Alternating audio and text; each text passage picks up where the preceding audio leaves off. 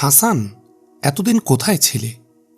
আফসোস, অনেকদিন তোমাদের খবর নিতে পারিনি। আব্বাজান কেমন আছেন?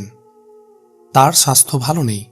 তার চিকিৎসার জন্য হীরা থেকে এক ডাক্তার এসেছেন। তার ওষুধে কয়েকদিন পর একটু আরামে ঘুমিয়েছেন তিনি। কিন্তু আপনি আমার প্রশ্নের জবাব দেননি। এতদিন কোথায় ছিলেন? আপনার কোনো বিপদ নেই তো? আমার জন্য ভাববেন না, আমি ভালো আছি। এক্ষুনি আবার রওনা হয়ে যাব।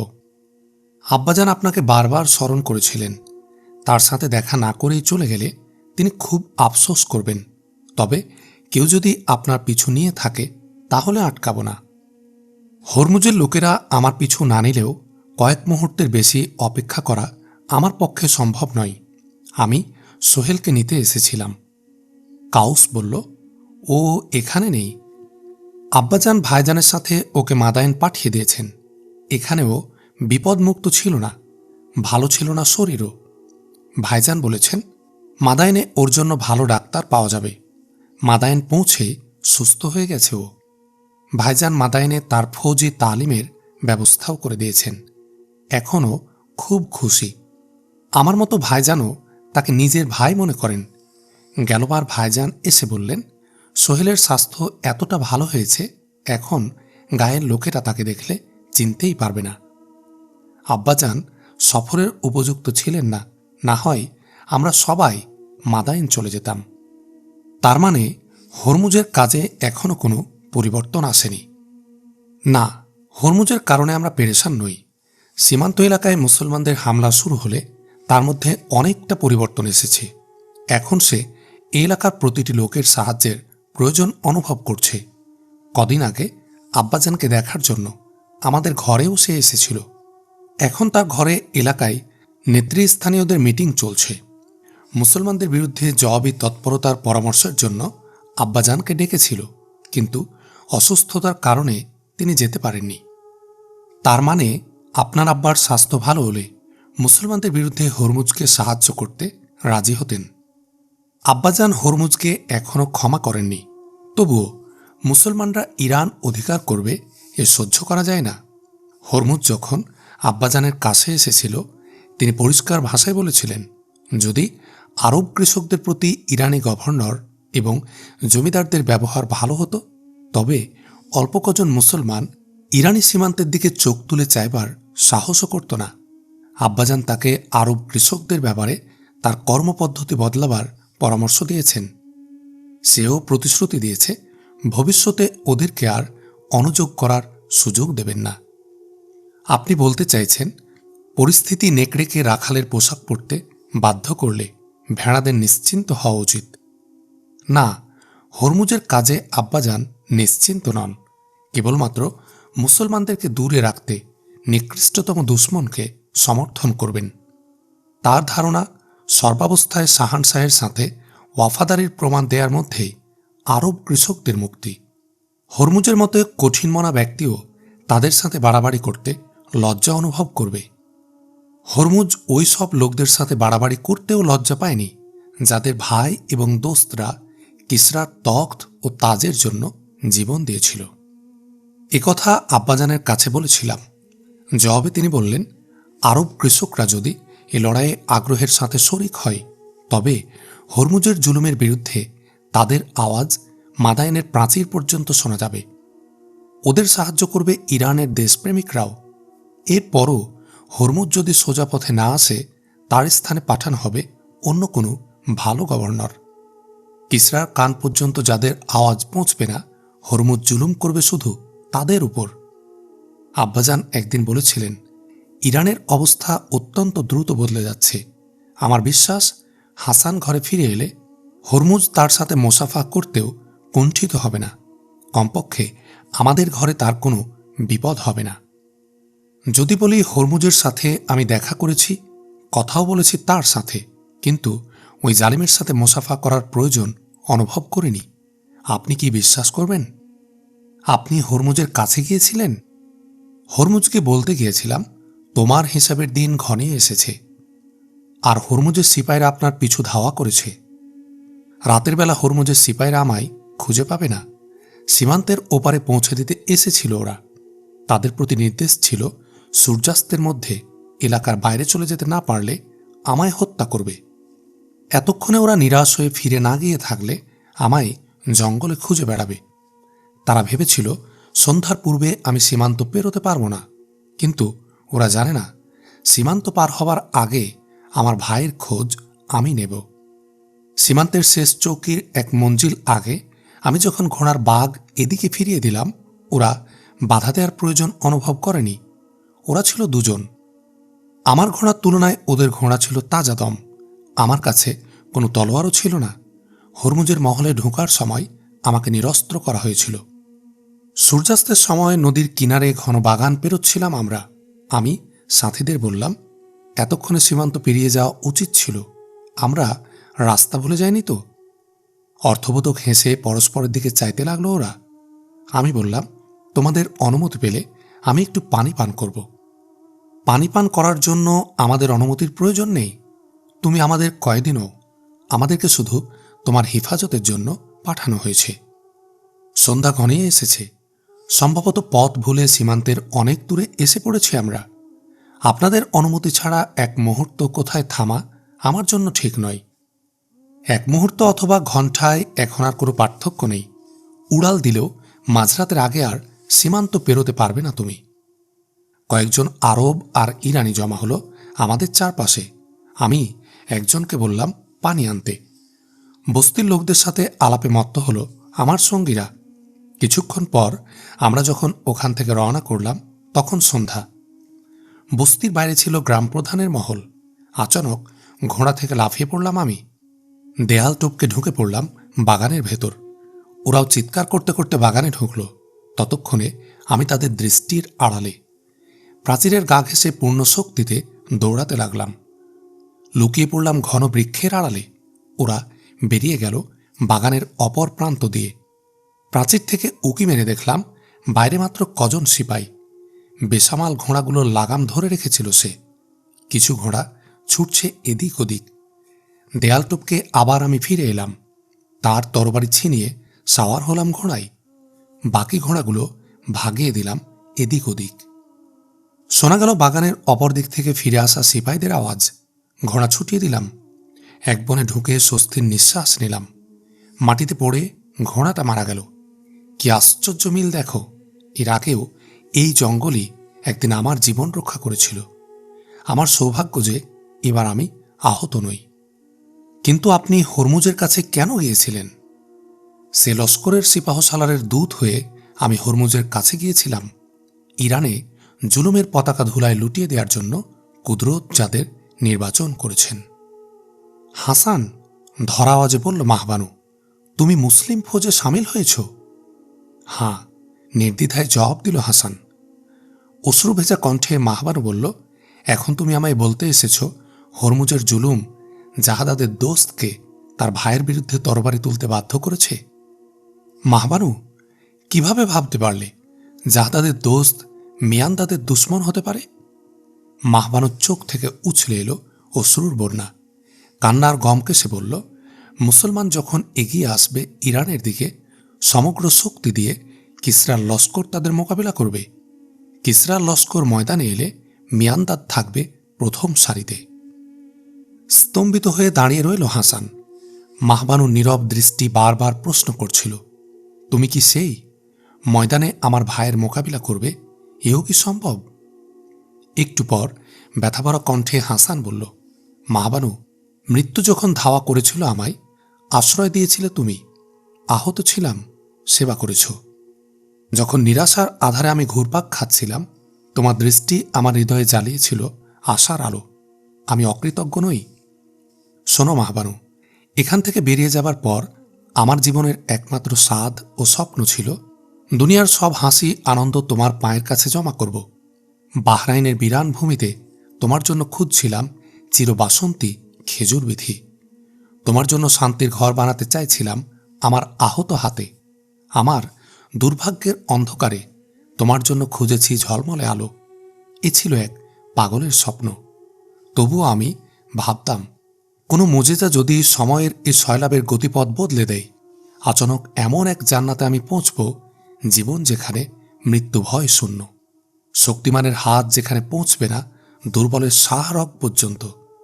ফিরে এসে তোমায় এই পয়গাম দেব, তোমার জন্য শান্তির নীড় খুঁজে পেয়েছি, আর পূর্ণ হয়েছে আমার জীবনের সবচেয়ে বড় আরজু। মাহবানু, আমি ফিরে এসেছি তোমাকে এ কথা বলতে। পাগলের মতো যে মনোলোভা স্বপ্ন আমি দেখতাম তা পূর্ণ হয়েছে। আমি দেখেছি সে দিনের মোজেজা, বংশীয় বিদ্বেষের প্রাচীর যে উপড়ে ফেলেছে, যার আইন শাহানশাহের শক্তি নয়, বরং জনতার অধিকারের হেফাজত করছে। আমি দেখেছি সেই জান্নাত যেখানে ঘুঁচে গেছে উঁচু নিচু, আমির গরিব আর শক্তিধর ও দুর্বলের ভেদাভেদ। কয়েক বছর আগেও যারা ছিল ইসলামের দুশ্মন, এখন ওরাই ইসলামের জন্য বাঁচা মরাকে সৌভাগ্য মনে করে। মাহবানু, তোমায় হয়তো বোঝাতে পারবো না, মুনিব গোলাম আর জালেম মজলুমের দুনিয়ায় শান্তি ও ইনসাফের অন্বেষীরা যে বিরাট বিপ্লবের প্রত্যাশা করছে তা সমাগত। যদি জাহাদাত বেঁচে থাকত, দেখত নূরের সে ফোয়ারার একটা ঝলক গোটা আরবকে আবেষ্টনীতে নেয়ার পর যে আজ আজমের দিকে এগিয়ে আসছে, তার অনুভূতি আমার চেয়ে ভিন্ন হতো না।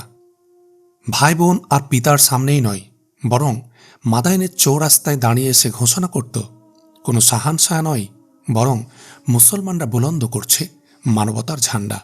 যারা ইনসানিয়াতকে প্রতিষ্ঠা করতে চায়, তাদের বিজয় আমারই বিজয়। এর কোনো জবাব ছিল না মাহবানুর কাছে। তার মুখে ও শুনতে চাইছিল বিচ্ছেদের দিনগুলোর কাহিনী, যার প্রতিটি মুহূর্ত বছরের চেয়ে দীর্ঘ মনে হয়েছে ওর কাছে। অশ্রুর পরিবর্তে অশ্রু আর হাসির জবাবে হাসি দেখতে চাইছিল ও। কিন্তু যে সরল ব্যক্তিটি ভালোবাসা আর বিশ্বাসে ওকে অভিষিক্ত করেছিল, তাকে মনে হচ্ছিল দুর্বোধ্য ও নির্নিমেষ নয়নে তাকিয়ে রইল তার দিকে। কয়েক কদম এগিয়ে জঙ্গলের দিকে তাকালো হাসান, ফিরে বলল, কাউস আমার জন্য ঘোড়া নিয়ে এসেছে। বেশি সময় থাকতে পারিনি বলে আফসোস হচ্ছে আমার। তোমার আব্বাজানের সাথেও কোনো কথা বলতে পারলাম না, তবে আমি খুব তাড়াতাড়ি ফিরে আসব। মাহবানু, আমার বিশ্বাস তিনি আমাকে দুশ্মন ভাববেন না। একদিন হয়তো মুসলমানদের ব্যাপারে তোমার অনুভূতিও আমার থেকে ভিন্ন হবে না। যদি আমি ফিরে না আসি, অথবা লড়াইয়ের ময়দানে খতম হয়ে যায় আমার জীবনের সফর, আর আমি সামিল হই ওই সব শহীদানের সাথে আধারের আবর্তে যারা আপন খুনে চেরাগ জ্বালাচ্ছেন। জীবনের সে অন্তিম মুহূর্তেও এ ঘোরের নকশা ঝলমল করবে আমার দৃষ্টিতে, যখন দজলা ফোরাতের উপত্যকা থেকে মুছে যাবে জুলুম আর শোষণের সয়লাব। আল্লাহর জমিনে কায়েম হবে তারই দিন, খতম হবে মানুষের উপর মানুষের প্রভুত্ব।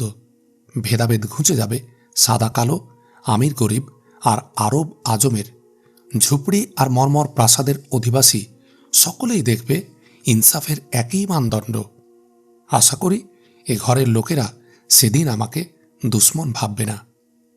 কাঁপা আওয়াজে মাহবানু বলল, আমি শুনেছি মুসলমানদের এক ক্ষুদ্র লস্কর গত কয়েক মাস ধরে ইরানি এলাকায় হামলা করে যাচ্ছে। এখন আরেক লস্কর এসে সামিল হয়েছে তাদের সাথে। আমি জানি না কি হবে এদের অভিযানের ফল। জাহাদাত বেঁচে থাকলে মুসলমানদের ব্যাপারে কি মত পোষণ করত তাও জানা নেই আমার। আমি শুধু জানি, যদি তুমি বলো আরবের পর্বতমালা উপড়ে সমুদ্রে নিক্ষেপ করবে মুসলমানরা, অথবা ওখানকার বালুকাময় শৃঙ্গগুলো রূপান্তরিত হবে সোনা রূপায়, আমি বিশ্বাস করব। কিন্তু মুসলমানদের সাফল্যের ব্যাপারে যদি তুমি স্থির নিশ্চিত হও, তবে আমার একটা প্রশ্নের জবাব দাও। কিসরার বিরাট লস্কর প্রচণ্ড শক্তি নিয়ে যখন ময়দানে আসবে, কোন শক্তি দিয়ে তারা তার মোকাবিলা করবে? তাও এমন পরিস্থিতিতে যখন রোমও তাদেরকে দুশ্মন মনে করে। কায়জারের লস্করও যে কোনো সময় তাদের উপর চড়াও হতে পারে। হাসান, আমি মিয়ান্দাদের বোন আর মিয়ান্দাদ কিসরা সেনাবাহিনীর এক জবরদস্ত অফিসার। আমি কোব্বাদের বেটি, আর হরমুজের প্রতি প্রচণ্ড ঘৃণা থাকা সত্ত্বেও তিনি শাহানশাহের পরাজয় সইবেন না। হাসান, যদি তুমি মুসলিম ফৌজে সামিল হয়েই থাকো, মনে রেখো, কোব্বাদের বেটি আর মিয়ান্দাদের বোন তোমাদের বিজয়ের জন্য কখনো দোয়া করতে পারবে না। তবে এ ঘরের অধিবাসীরা তোমার জন্য অনন্তকাল প্রতীক্ষায় থাকবে। আমার জিন্দেগির প্রতিটি শ্বাস তোমার নিরাপত্তার জন্য দোয়া করবে। তুমি বাহরাইন গিয়েছ, ভাবতাম তোমার ফিরে আসা বিপদমুক্ত নয়। তবুও তোমার পথ পানে তাকিয়ে থাকতাম সকাল সন্ধ্যা। কখনো মনে হতো পথে হরমুজের লোকদের সাথে সংঘর্ষে লিপ্ত হয়েছ তুমি, ওরা তোমায় কতল করেছে। কখনো স্বপ্নে দেখতাম হরমুজের লোকেরা ধাওয়া করেছে তোমায়, আহত হয়ে পৌঁছেছ আমাদের ঘরে। ওরা তোমায় ধরে নিতে চাইতো, পথ আগলে দাঁড়াতাম আমি। ওরা তোমায় কতল করতে চাইতো, মাঝখানে আমি ঢাল হয়ে দাঁড়াতাম। চিৎকারের সাথে শেষ হতো এ ভয়ঙ্কর স্বপ্ন।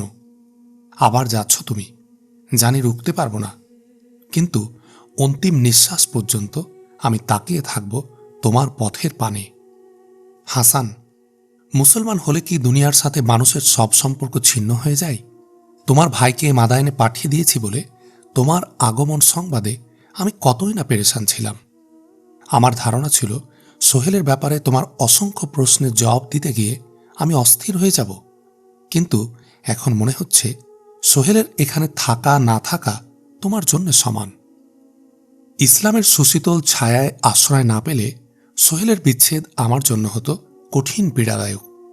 দীর্ঘ সময় পর এখানে পৌঁছে যখন শুনতাম সোহেল নেই, দুনিয়ার কোনো শক্তি তার কাছে যাওয়া থেকে আমায় ফিরাতে পারত না। যদি তুমি বলতে হরমুজের সিপাইরা তাকে ধরে নিয়ে গেছে, সম্ভবত পিছপা হতাম না ওখানে যেত। কিন্তু বাহরাইন পৌঁছে আমি সে কাফেলার সাথে সফর শুরু করেছি যারা দ্বীনি সম্পর্ককে সব সম্পর্কের উপর প্রাধান্য দেয়। আল্লাহর সেসব বান্দাদের আমি দেখেছি ইসলামের বিজয় যাতে জীবনের সবচেয়ে বড় মাকসাদ। আল্লাহর পথে কোরবান করেছে ওরা জীবনের সকল হাসি আনন্দ। সেসব পিতা, স্বামী আর সন্তানদের আমি দেখেছি আল্লাহর রাস্তায় শহীদ হওয়ার ব্যাকুলতা যাদের কাছে বিবি, বাচ্চা আর পিতামাতার মহব্বতের চাইতে অনেক বেশি। এখন শুধু সোহেলই নয়, বরং দুনিয়ার প্রতিটি মজলুম আর অসহায় মানুষ আমার ভাই। সোহেল থেকে বিচ্ছিন্ন হয়েও এই প্রশান্তি আমি অনুভব করছি। এমন লোকদের সাথে সামিল আমি হয়েছি যারা কেবল আপন ভাই বেটার জন্যই নয়, বরং সমগ্র মানবতার জন্য শান্তি ও স্বাধীনতার মুক্ত বিথিতে পানি সিঞ্চন করছে আপন খুনে।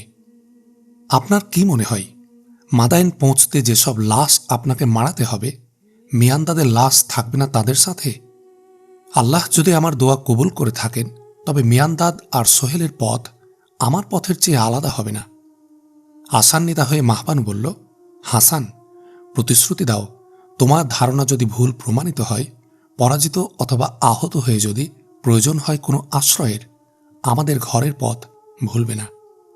না, মুসলমানদের বিজয় আমার প্রাণের চাইতে বেশি প্রিয়। বিজয় অথবা শাহাদাত ছাড়া আমার তৃতীয় কোনো পথ থাকবে না। আহত হয়ে পিছু হটব না ময়দান থেকে, যতক্ষণ পর্যন্ত এ পা দুটো বইতে পারবে শরীরের বোঝা, শিরায় থাকবে রক্তের শেষ বিন্দু, হৃদয়ে থাকবে প্রাণের স্পন্দন। এগিয়ে যাব সামনের দিকে। আমার দেহ ধুলায় লুটিয়ে পড়লে এ সান্ত্বনা পাব, আমার দায়িত্ব আমি পূর্ণ করেছি। যদি আমি বেঁচে থাকি, জখম দেখাতে নয়, বরং এ ঘরের লোকদেরকে ইসলামের বিজয়ের খোঁজ খবর শোনানোর জন্যই আসব।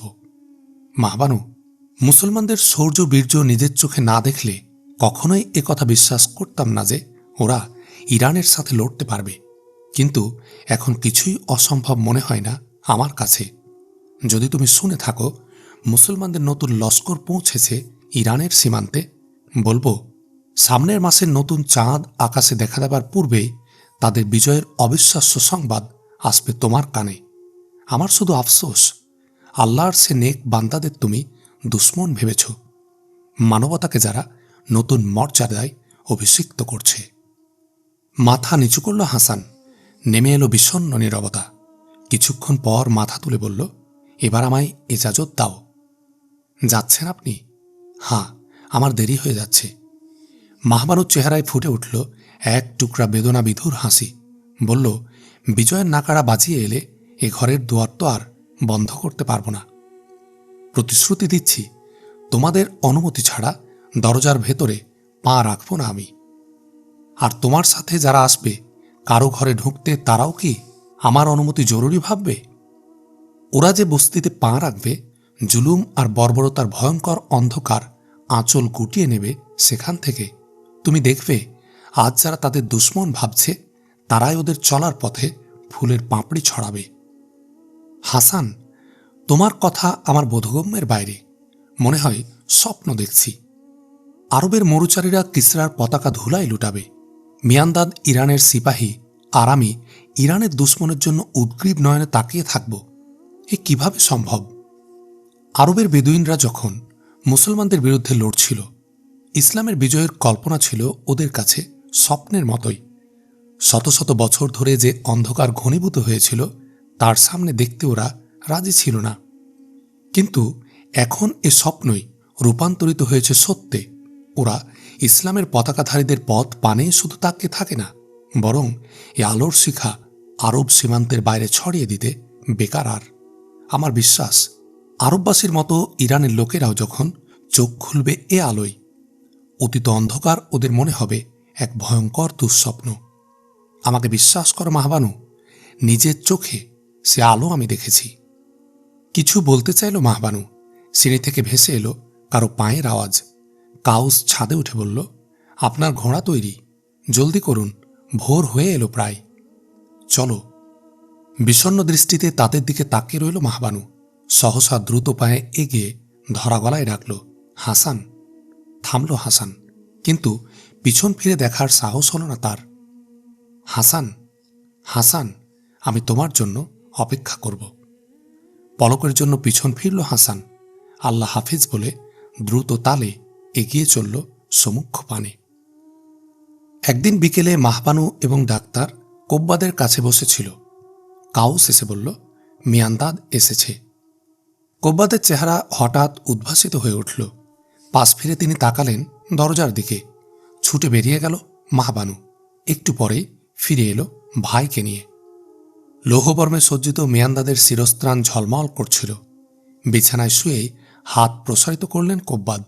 মিয়ান্দাদ তাড়াতাড়ি শিরস্ত্রাণ খুলে কাউসের হাতে দিয়ে এগিয়ে গিয়ে মাথা রাখল বৃদ্ধ পিতার বুকে। আব্বাজান, আপনার শরীর এখন কেমন? কোব্বাদ তার কপালে চুমু খেয়ে বলল, আমি বিলকুল ঠিক বেটা। সম্ভবত কোনো অভিযানে যাচ্ছ তুমি? আব্বাজান, হাফিরের দিকে এগিয়ে আসছে মুসলমানরা। আমাদের লস্করও এগিয়ে গেছে। আচম্বিত উঠে বসলেন কোব্বাদ। বললেন, দুশ্মনের মোকাবিলায় রওনা করে থাকলে লস্কর ছেড়ে এদিকে আসা ঠিক হয়নি। আব্বাজান, আমার জন্য ভাববেন না। সন্ধ্যার আগেই লস্করের সাথে সামিল হব। আমাকে 1000 সাওয়ারের নেতৃত্ব দেওয়া হয়েছে। শুধু 1000 অশ্বারোহী পাঠানো হয়েছে মাদাইন থেকে? না আব্বাজান, আমাদের বাকি লস্কর পেছনে আসছে। এত তাড়াতাড়ি এত বড় দায়িত্ব আমায় দেয়া হবে এমনটি ভাবতেও পারেনি। কিন্তু পারভেজ আমার কথা বললে সিপাহসালার দ্বিধাহীন ভাবেই তা অনুমোদন করেন। পারভেজ বলেছেন, লড়াইয়ের ময়দানে নাম কুড়াতে পারলে তোমার উন্নতির পথ খুলে যাবে। তোমায় যখন পরিচয়পত্র দিয়ে পাঠিয়েছিলাম, ভেবেছিলাম পারভেজ হয়তো আমায় ভুলে গেছে, কিন্তু সে এক উত্তম দোস্ত। হাই, কোনোদিন যদি তার এ উপকারের বদলা দিতে পারতে। বেটা, তিনি যদি তোমার সুপারিশ করে থাকেন, তোমায় প্রমাণ করতে হবে তার আশাগুলো তুমি পূর্ণ করতে পারবে। আব্বাজান, তাকে আমি নিরাশ করব না, কিন্তু আমি দেখছি মাদাইনের ফৌজ আসার আগে ইরানের লড়াই খতম হয়ে যাবে। দরিয়া পেরিয়ে শুনলাম দুশ্মন ফৌজ যেসব স্থান থেকে পানি সংগ্রহ করত, হরমুজ একই সময় তার সবগুলো কবজা করে নিয়েছে। প্রথম থেকে আমার ধারণা ছিল হরমুজ খানিকটা সাহসিকতার সাথে কাজ করলে 18,000 মুসলমান তার ফৌজের সামনে দাঁড়াতেই পারবে না। নিজেদের গুরুত্ব বাড়ানোর জন্য ওরা শাহানশাহকে পেরেশান করেছে। কোব্বাদ বালিশে মাথা রাখতে রাখতে প্রশ্ন করলেন, সেই ছেলেটার অবস্থা কি? সোহেল ভালো আছে। ওস্তাদরা তার স্মরণ শক্তির খুব প্রশংসা করেন। দিক চালনা আর তীরন্দাজিতে ওর সমবয়স্ক কেউ ওর সাথে মোকাবিলা করতে পারে না। এ অভিযানে ও আমার সাথে আসতে চেয়েছিল। ওর বয়স আর মাত্র 3 বছর বেশি হলেই সাথে নিয়ে আসতে পারতাম। ওর ভাই এসেছিল। কবে? প্রায় দিন 10 আগে। এখন কোথায় সে? জানি না। ও এখানে থাকলে ফৌজে সামিল করে নিতাম। হাসান সম্পর্কে কিছু বলতে চাচ্ছিল মাহবানু, কিন্তু ভাইয়ের দিকে তাকিয়ে মুখ খোলার সাহস পেল না। হাসান যে মুসলমান হয়েছে এ কথা এখনও সে পিতাকেও বলেনি। উৎকণ্ঠিত হয়ে কখনো পিতা ডাক্তার আবার কখনো ভাইয়ের দিকে চাইতে লাগলো। নিরাশা আর অসহায়ত্বের আধারে হারিয়ে যেতে লাগলো তার স্বপ্নীল পৃথিবীর সোনালী আকাশ। মেয়ান্দার দাঁড়িয়ে শিরস্ত্রাণ হাতে নিয়ে বলল, আব্বাজান, এবার আমাকে যাওয়ার অনুমতি দিন। কোব্বাদ্দার কাপা হাত মেয়ান্দাদের দিকে এগিয়ে দিয়ে ক্ষীণ আওয়াজে বললেন, যাও বেটা, এ তোমার প্রথম পরীক্ষা। আশা করি হরমুজের সামনে আমায় লজ্জিত করবে না। মোসাফা করে ঝুঁকে পিতার হাতে চুমু খেয়ে বলল, মিয়ান্দাদ, আব্বাজান, হরমুজের সামনে আপনাকে লজ্জিত করার চেয়ে মৃত্যুকে আলিঙ্গন করাও আমি সহজ মনে করি। মাহবানু বলল, ভাইজান, চলুন আপনাকে ফটক পর্যন্ত এগিয়ে দিই। মাহবানুকে নিয়ে গেটের দিকে এগিয়ে যেতে যেতে মিয়ান্দাদ বলল, আফসোস, হাসান এলো কিন্তু তুমি তাকে ধরে রাখতে চেষ্টা করনি। ও থাকলে এখন আমি তাকে নিয়ে যেতে পারতাম। মুসলমানদের বিরুদ্ধে লড়াইতে অংশ নেওয়ার পর হরমুজের কাছ থেকে আত্মগোপন করার প্রয়োজন হতো না ওর। মাদায়েনে ওই সব লোকদের সাথে আমার দেখা হয়েছে, জাহাদাদের সাথে কাঁধে কাঁধ মিলিয়ে যারা রোমানদের বিরুদ্ধে লড়েছে। তাদের বলতে শুনেছি এক আরব যুবক সব সময় ছিল জাহাদাদের পাশে। মুচকি হেসেছে ও তীর বৃষ্টির মধ্যেও।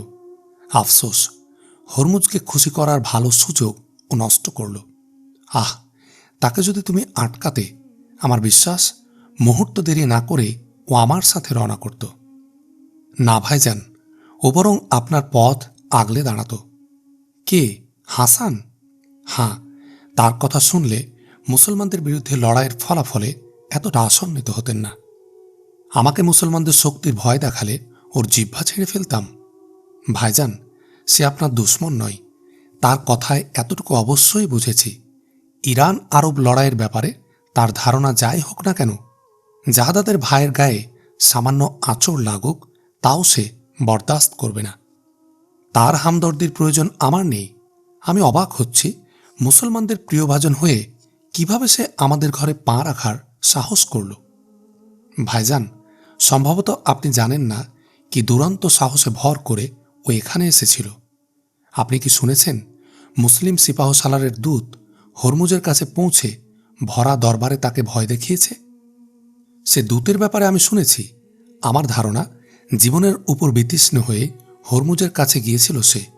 হরমুজও এই প্রথম এক আহাম্মকের খুনে হাত রাঙাতে পছন্দ করেননি। কিন্তু হাসানের সাথে এর সম্পর্ক কি? ভাইজান, সেই আহাম্মক দূত হাসান ছাড়া আর কেউ নয়। বিমুরের মতো কিছুক্ষণ মাহবানুর দিকে তাকিয়ে রইল মিয়ান্দাদ। সে মুসলমান লস্করে সামিল হয়েছে? আব্বাজানকেও কথা বলেছ? না, আমার ভয় ছিল তিনি এতে আঘাত পাবেন। সোহেলের খবর নিতে ও এসেছে, এ কথাই শুধু তাকে বলেছি। হাই, আমাকেও যদি বেখবর রাখতে। মাহবানু, আমার দেরি হয়ে যাচ্ছে, আমি চলি। ঘোড়ায় সাওয়ার হল মিয়ান্দাদ। দ্রুত এগিয়ে এসে ঘোড়ার লাগাম ধরে ভারাক্রান্ত কণ্ঠে মাহবানু বলল, ভাইজান, একটু দাঁড়ান। পেরেশান হয়ে তার দিকে তাকিয়ে রইল মিয়ান্দাদ। বলো, কি বলতে চাচ্ছিলে? কিছুই না ভাইজান, কিছুই না। ঘোড়ার লাগাম ছেড়ে দিল মাহবানু। তার চোখ ঝাপসা হয়ে এলো অশ্রুতে। সূর্যোদয়ের সাথে সাথে দেখা গেল হাফিরের ময়দানে ইসলাম আর মাজুসি পরস্পর দাঁড়িয়ে আছে মুখোমুখি। খালিদ বিন ওয়ালিদের লস্করের সংখ্যা 18,000। অপরদিকে হরমুজের সৈন্য এর 2.5 গুণের চেয়েও বেশি। একদল জাগতিক উপকরণ সমৃদ্ধ, অপর দলের ভরসা আল্লাহর সাহায্য। মাদায়েনের অগ্রবর্তী দলও এসে যোগ দিয়েছে হরমুজের ফৌজে। আরও 20,000 ফৌজ তার সাহায্যে রওনা হয়েছে সংবাদ পেল সে। খালিদ বিন ওয়ালিদের লস্করের সঠিক সংখ্যা জানার জন্য পেরেশান ছিল হরমুজ। এগিয়ে হাফির এলাকায় পানির সবগুলো ঝর্ণা কবজা করে নিল সে। তার ফৌজ উৎকৃষ্টতর হাতিয়ারে সজ্জিত। জোশে উদ্বেলিত হয়ে 1200 ইরানি পরস্পর লৌহ জিঞ্জিরে যুক্ত হয়ে নৃত্য করতে করতে এগিয়ে যাচ্ছে। দৈত্যের মতো হাতিতে সাওয়ার হয়ে ময়দানে এসেছে হরমুজ। হাতির দেহে শোভা পাচ্ছে সোনা রূপার জিঞ্জির। আলিশান ঘণ্টা জ্বলছে তার গলায়। দু দলের মধ্যে মাত্র 200 গজের ব্যবধান। ইরানি লস্কর থেকে দ্রুত গতিতে এগিয়ে এলো এক অশ্বারোহী। দুহাত উপরে তুলে বুলন্দ আওয়াজে বলল, আমি খালিদ বিন ওয়ালিদের সাথে কথা বলতে চাই। ঘোড়া ছুটিয়ে এগিয়ে এলেন খালিদ। আমি খালিদ, আমাদের সেনাপতি আপনাকে মোকাবিলার দাওয়াত দিচ্ছেন। আমি প্রস্তুত। অশ্বারোহী ফিরে গেল। খালিদ এগিয়ে ময়দানের মাঝখানে ঘোড়া থামিয়ে হরমুজের অপেক্ষা করতে লাগলেন। মুসলিম লস্করের মায়ে নেতৃত্ব দিচ্ছিলেন কাকা বিন আমর। আচানক ঘোড়া হাঁকিয়ে খালিদের নিকটে এসে বললেন, হরমুজের মতো জালেম এবং অহংকারী ব্যক্তি বাহাদুর হতে পারে না। আমার মনে হয় এ কোনো ষড়যন্ত্র। আপনি হুঁশিয়ার থাকবেন। নিরুদ্বেগে জবাব দিলেন খালিদ, আমি জানি। আপনি ফিরে যান। ফিরে গেলেন কাকা। ইরানি লস্কর থেকে এগিয়ে এলো হরমুজের হাতি, কিন্তু থেমে গেল খালিদের 50 কদম দূরে। হরমুজ গায়ের ঝলমলে জুব্বা খুলে লাফিয়ে পড়ল নিচে। রোদের আলোয় ঝলমল করছিল তার বর্ম। দর্শকদের সন্দেহ রইল না অযথা তর্জন গর্জন করছেন তিনি, কিন্তু কাকার তীক্ষ্ণ দৃষ্টি হরমুজকে নয়, দেখছিল ইরানি লস্করের তৎপরতা। তরবারি উঁচিয়ে এগিয়ে এলো হরমুজ। ঘোড়া থেকে লাফিয়ে পড়লেন খালিদ, নেজা ঘেঁড়ে রাখলেন জমিনে। তলোয়ার হাতে নিশ্চিন্তে এগিয়ে গেলেন হরমুজের দিকে। দুজনের মাঝে যখন 20 কদমের ব্যবধান, হরমুজ তাকালেন লস্করের দিকে।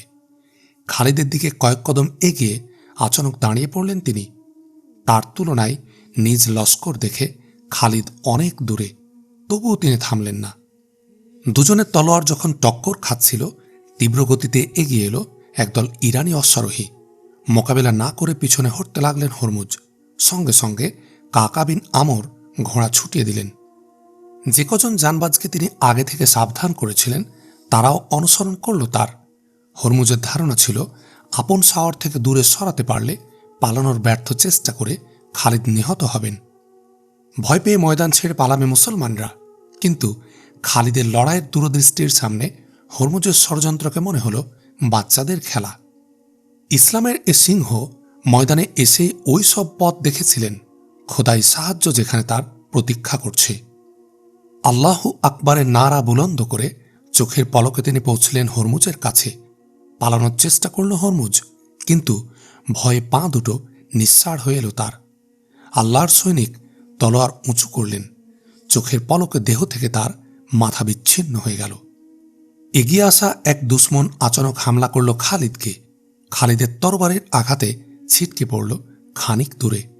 মুহূর্তের জন্য অন্য অশ্বারোহীরা স্তম্ভিত হয়ে রইল।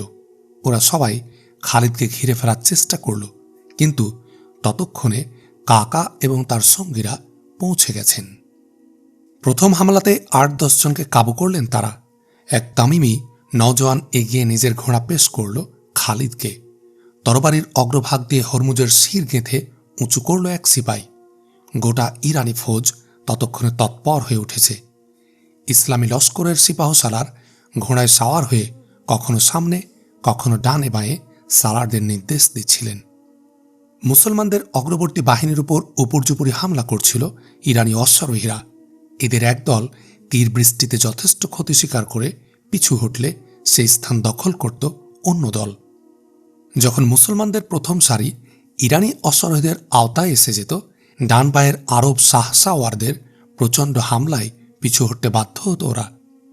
হরমুজ নিহত হলেও লস্করের সংখ্যাধিক্যে বিজয়ের স্বপ্ন দেখছিল ইরানি সর্দাররা।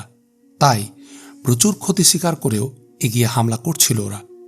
প্রায় ঘণ্টাখানেক প্রতিরোধমূলক লড়াই চালালেন মুসলমানরা, কিন্তু যখনই দুদলের পদাতিক ফৌজ মোকাবিলায় এলো আর ইরানিদের প্রচণ্ড আক্রমণের মুখে পিছু হটতে লাগল মুসলিম ফৌজের প্রথম সারিগুলি, কাকার নেতৃত্বে ডানের অশ্বারোহীরা দুশ্মনের ভেড়া বকরির মতো হাঁকিয়ে লস্করের মাঝখানে গিয়ে পৌঁছলেন। এ ছিল মুসলমানদের প্রথম জবাবি হামলা। কয়েক মুহূর্তের মধ্যেই এক আবর্তিত অবস্থার সম্মুখীন হল দুশ্মন ফৌজ। বিব্রতকর অবস্থায় পিছু হটতে লাগল ওরা। মূল বাহিনীকে এগিয়ে যেতে নির্দেশ দিলেন খালিদ। প্রলয় ঘটিয়ে দিল ওরা দুশ্মনের সারিগুলোতে। অবস্থা বেগতিক দেখে সংরক্ষিত ইরানি ফৌজ ছুটে এলো ময়দানে। খানিক পরই ডানে ধুলির ঝড় সৃষ্টি করে অর্ধবৃত্তের মতো চক্কর দিলেন মুসান্না বিন হারেসা। তার 5000 তাজাদম অশ্বারোহী পৌঁছল দুশ্মনের পেছন দিকে। বদলে গেল লড়াইয়ের মোড়। এতক্ষণ যারা লড়ছিল বিজয়ের আকাঙ্ক্ষা নিয়ে, নিশ্চিত পরাজয় দেখল তারা চোখের সামনে। খোদার রাহে শহীদ হওয়ার কামনা ছিল যাদের, বিজয় এসে চুম্বন করছিল তাদের পায়ে। সূর্যাস্তের সময় ময়দানে লাশের স্তূপ রেখে পালিয়ে গেল ইরানিরা।